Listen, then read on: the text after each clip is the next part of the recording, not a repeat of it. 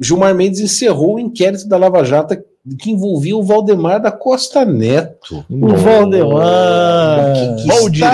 Valdirene. O que está acontecendo? Na decisão, o Boca de Sapo declarou excesso de prazo para o encerramento das investigações e a ausência de indícios mínimos. Decidiu arquivar essa investigação envolvendo o presidente do PL. Essa é aquela da arma e da pipita? Que ele teria recebido propina da Odebrecht. Atualmente conhecida como Novo Honor, né? Que mudaram o nome, né? Novo Honor. A investigação começou em 17, baseava-se nos depoimentos de ex-executivos da empreiteira que foram obtidos através de delação premiada no contexto da Operação Lava Jato. Segundo Mendes, se o inquérito não for arquivado, pode haver uma inequívoca caracterização de constrangimento ilegal a ser suportado pelos investigados. Agora, do inquérito das fake news, dos antidemocráticos... Pois é, isso que a hora que a gente estava apresentando o diário, mas isso aqui é sobre o inquérito do fim do mundo? É um bom argumento para a gente usar, né? Claro que eles não vão ler, vão cagar para isso, mas... inequívoca caracterização de constrangimento ilegal a ser suportado pelos investigados. É exatamente, muito bom português, né? O Gilmar é foda. Cara, tem um monte de motivo, né? Por que o Gilmar entrou no bonde do Valdemar? No trem. No vagão. Cara, o que eu acho? Né? Eu falei, né, pra vocês, hoje à tarde a gente tava conversando isso aí. O que eu acho é o seguinte, é que isso aí foi feito, obviamente, para enterrar a PEC que acaba com as decisões monocráticas do STF, que está lá na CCJ. Então, para isso, precisamos contar uma historinha. O que acontece? Flávio Dino, essa semana passada, foi lá com base numa decisão monocrática e cancelou, né, numa canetada, as emendas PIX. As famosas emendas de relator, ou que antigamente chamavam de orçamento secreto. Daí a Folha mudou e agora é outra coisa. E o que acontece? Esse era o dinheiro, né, alguns bilhões ali, que os deputados usavam para fazer as politicagens local deles, certo? Certo. Né, que o governo pagava e o deputado ia lá e executava no município. A famosa emenda PIX. Exato. E ela não tem lastro, né, assim, quer dizer... Porque é o relator que determina, mas o relator nunca não tem obrigação de dizer quem foi que pediu para ele, entendeu? Sim. O relator é o dono dessas emendas. Então ele fala, esse dinheiro vai não sei para onde. E como que funciona? Chega um político lá, normalmente é o Lira, e fala, tem que liberar uma emenda PIX aí pro deputado Zezinho. Beleza? Daí o relator vai lá e manda pro Ministério, sei lá, o Ministério da Saúde, tem que liberar uma verba aí, executar lá no município do deputado Zezinho. Beleza. Aí o Zezinho vai lá e inaugura um posto de saúde. Com a empresa do primo. Com a empresa do primo e tal, o velho esquema. Só que daí pergunta, relator, por que você mandou essa emenda para pôr dinheiro lá no posto de saúde do município X? Porque eu quis. Você não sabe quem é o deputado que demandou, entendeu? E eles falam que é secreto por conta disso. Você não sabe quem está pedindo, quem está controlando o fluxo do dinheiro de verdade, como se fosse tudo iniciativa do relator. Para resumir. Bom, o Dino foi lá e de uma canetada acabou com isso. Isso era uma lei do Congresso, né? Instituída pelo Congresso.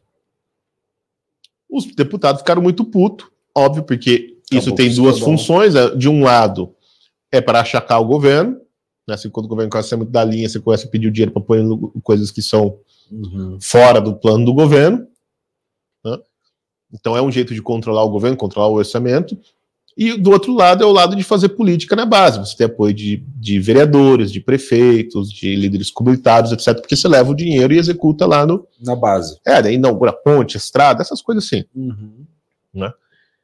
Então os deputados ficaram putos. Aí o Lira olhou e falou assim, tu quer me fuder, Aspira? Então põe para rodar as PECs. Então tinha esta PEC que já tinha passado no Senado, o ano passado, novembro do ano passado, que é a PEC que acaba com as decisões monocráticas, algumas delas. Né? Algumas que acabam, as decisões monocráticas que sustam leis, como essa que o Dino fez. Né? Não são todas as decisões monocráticas, mas algumas delas, muito importantes. Né? E a outra PEC, né, que dá ao Senado o direito de cancelar decisões do STF que inovem no ordenamento jurídico. Nossa Senhora. Né? Que inovem em matéria geral e abstrata.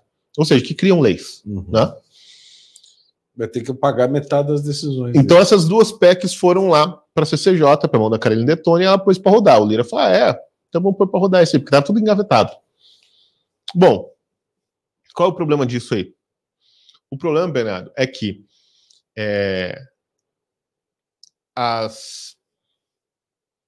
como eu posso dizer assim de uma maneira... juridicamente segura. As decisões monocráticas, elas são, vamos dizer assim, aquilo que faz valer a pena ser um ministro do STF, entendeu? Porque é ali que se exerce o direito verdadeiro, toda a inteligência, né, e a capacidade jurídica de um magistrado é quando ele toma uma decisão monocrática. É aquilo que faz ele dar bom dia para a esposa. Exatamente. Fazem o ministro rir. Né? Exatamente. Faz o ministro sorrir e cantar. Né? Já que tem o Xandão e o rir e cantar. Exato. Então, são as decisões monocráticas que fazem, né, a alegria da corte. E qual é o grande lance? Que decisão monocrática não se mexe. Decisão monocrática até acaba indo para o pleno, mas o que é comum é que o pleno vote como o dono da decisão monocrática que votou. Né? Ela só é referendada. Normalmente ela só é referendada. Tá? Né? Então, assim, há uma espécie de acordo de cavalheiros em que assim, ninguém mexe na decisão monocrática de ninguém. Entendeu? A gente aqui no pleno, a gente briga, mas quando a decisão monocrática, né, eu não atrapalho a sua decisão monocrática, você não atrapalha a minha, e cada um faz a sua decisão monocrática. Monocraticamente. Né? E ali de acordo com o seu entendimento jurídico e toque a vida. Seja de acordo com as leis e a jurisprudência. Né? Então, assim, isso era um problema. Né? Sem contar que isso, de fato, tira muito poder do STF. Bom, então o circo estava armado. Os caras precisam derrubar isso aí. E aí foram atrás do Valdemar, para o Valdemar dar uma ajudinha. Por que foram atrás do Valdemar? Porque em novembro do ano passado, mais exatamente no dia 20 de novembro do ano passado, né, o Valdemar e o Gilmar Mendes tiveram uma conversa, isso saiu na imprensa, que as pessoas nem lembram mais. Né? Quem apurou foi o Poder 360. Né, que o Gilmar Mendes pediu para o Valdemar melar a votação desta PEC das emendas... Das decisões monocráticas no Senado, porque ia ser votado no Senado, e ele pediu, se os senadores do PL melarem o negócio, a decisão não passa. Tá?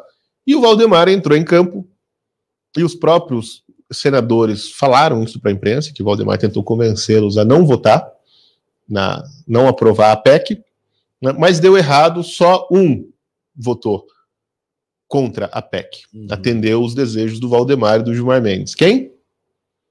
Romarinho. Baixinho. Tá sempre na... O peixe. Tá sempre na bacia aí para fazer... Só um do PL, né? Aliás, o mesmo Romário que acabou de dizer que não vai apoiar o Ramagem, vai apoiar o Paes, né, lá no Rio de Janeiro. Que filho. Contra o Bolsonaro. Né? Só não pode ficar contra o Bolsonaro em São Paulo. Né? Contra o Nunes. Agora, no resto do Brasil, dane-se, ninguém liga. Tá liberado. Né? Tá liberado. Né? Porque é isso que o Romário tá fazendo. Tá passando o pau na cara do Bolsonaro. Vamos falar o português bem claro, né? E, bom... decisão pirocrática. Aí... Beleza. Aí o negócio passou no Senado. Então, o Gilmar Mendes ficou bem assim, porra, Valdeco. E o Valdeco falou, não deu, né, Gima? Sabe como é que é e tal. Gima. Mas daí foi pro Congresso, foi pra Câmara e o Lira sentou em cima porque falou, uma hora a gente puxa. A gente vai fazer isso aqui render, né? Que é a cabeça do Lira, né? Claro. Falou, uma hora a gente vai fazer esse troço render. E aí chegou a hora de fazer render.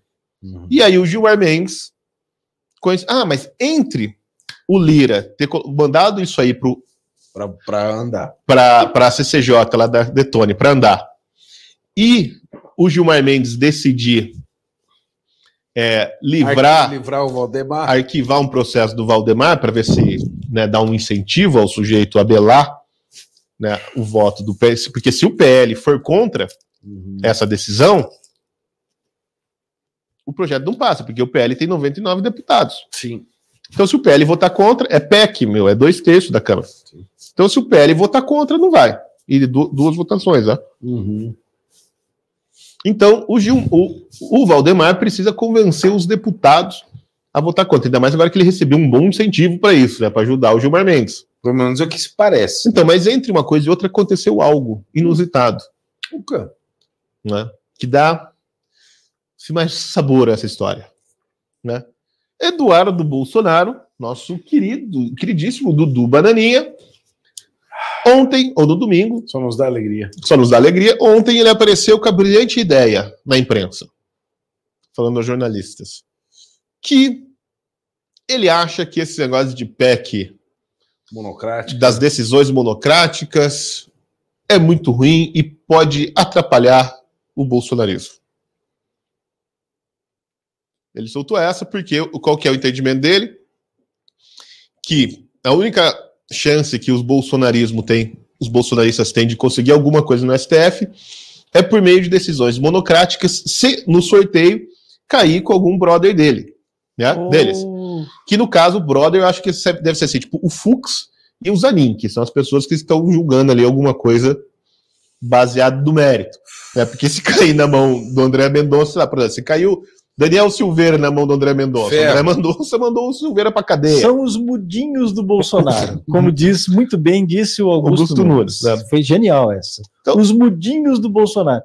O Cássio, o Lagostíssimo e o André terrivelmente evangélico. Os mudinhos do Bolsonaro. Então, o Eduardo Bolsonaro acha que a direita nunca vai ter nenhuma chance no pleno, se for alguma decisão para lá.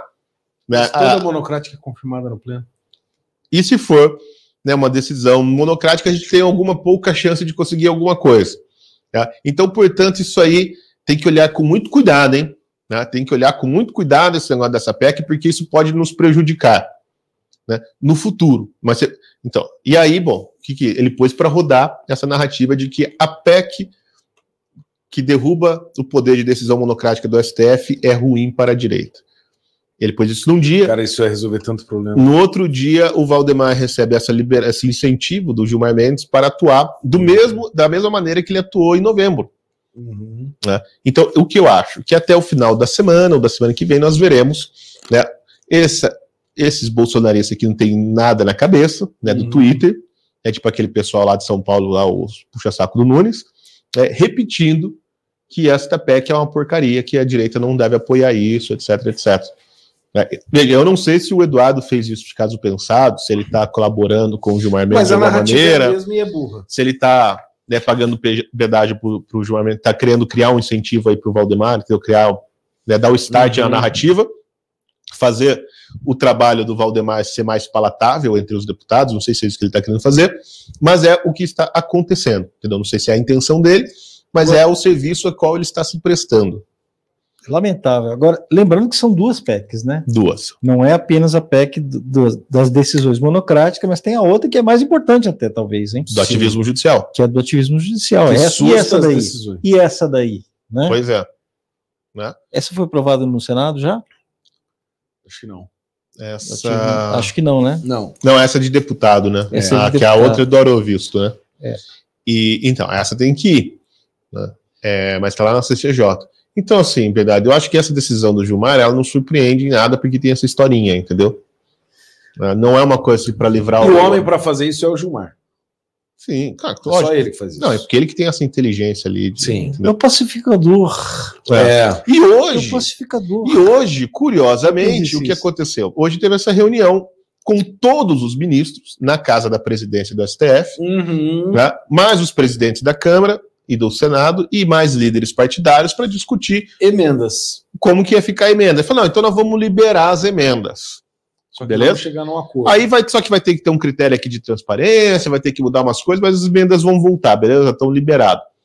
Veja, o que era uma decisão jurídica do Flávio Dino, dizendo que o negócio era inconstitucional. Já virou um acordão. Já virou um acordão entre a High Society, que é o top do top da oligarquia, que são os ministros do STF e os presidentes da casa, e tinha mais uns ministros do Lula. E a Controladoria Geral, essa porcariada toda.